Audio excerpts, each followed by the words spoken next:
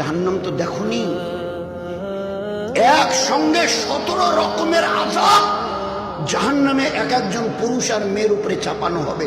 17 রকমের আযাব একসঙ্গে।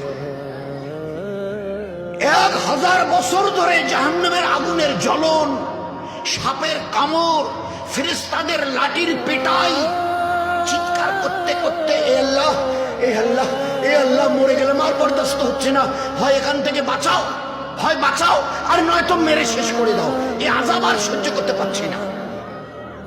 1000 বছর ধরে ওই পুরুষটা জাহান্নামে, ওই মেয়ে ছেলেটি জাহান্নামে চিৎকার করে, আল্লাহ, কলিজা ফেটে যাচ্ছে, খিদায় পিপাসায় আর বরদাস্ত হচ্ছে না। 1000 বছর চিৎকারের পরে আল্লাহ ফেরেশতাকে বলবে, আল্লাহ তো দয়ালু, ফেরেশতাকে বলবে, যাও যাও, আমার ওই বান্দা বান্দিরা 1000 বছর ধরে চিৎকার করছে, আল্লাহ